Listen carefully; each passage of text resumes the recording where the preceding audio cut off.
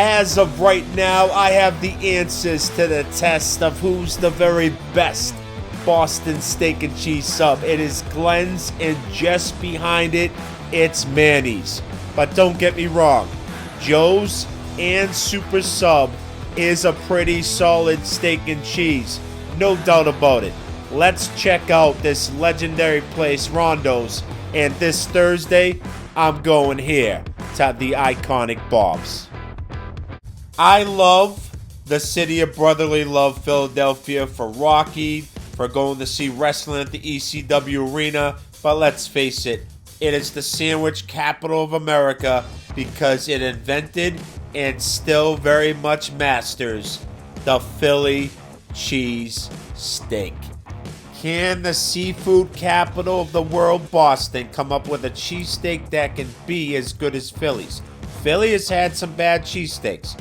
Geno's, Pat's, Tony and Nick's, and Tony Luke's, but their heavyweights of John Roast Pork and Angelo's cannot be matched by anybody in the country, but you bet your ass Boston's going to try.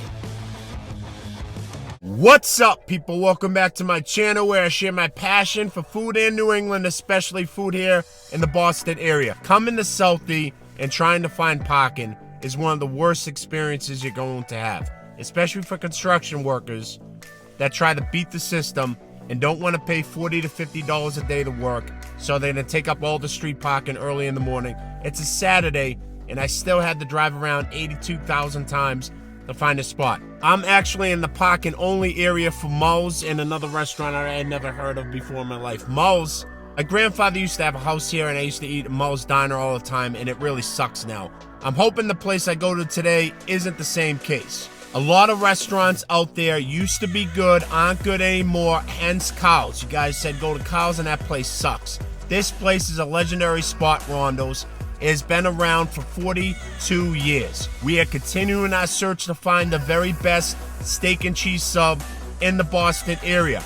I'm gonna shoot it straight and tell you how it is. I'm not paid off for like the other content creators in this area. So hit that subscribe button if that's the kind of content you're into.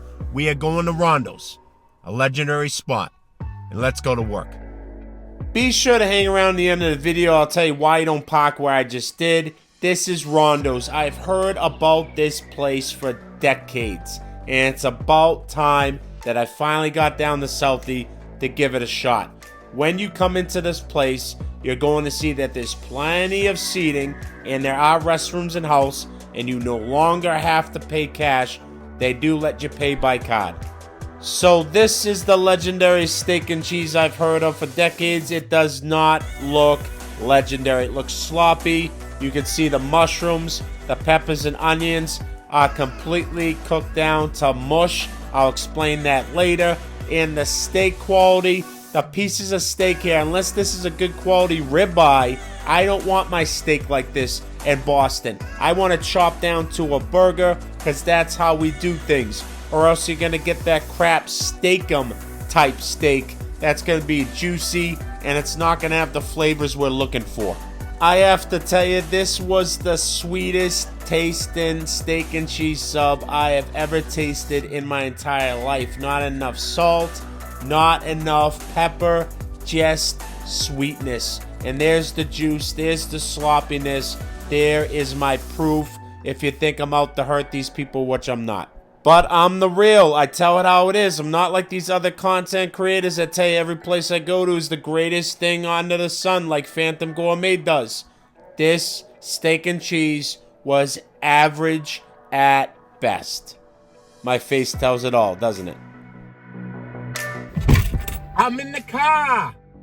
So now I can talk shit. Tried to do a little shortcut. The guy just came up here, runs this parking lot, and said, I saw that you walked down the Rondo's, so I could have towed you and it would have taken 5 minutes. So do not do what I just did or you're going to get towed. Let's talk about this place. You know my ranking system, 1 through 10, does not exist. I tell you how much I paid for it, $14.40, and how much it's worth. It's worth exactly $14.40. I was eating the steak by itself. The quality wasn't the best. I should have been seasoned a little bit more. They took out the peppers and onions to throw on the flat top. and it was already softened. So the process of them chopping up the steak and ripping it apart and cooking it, they didn't want the peppers and onions to slow them down. It's a very quick process the way they cook their steak and cheese.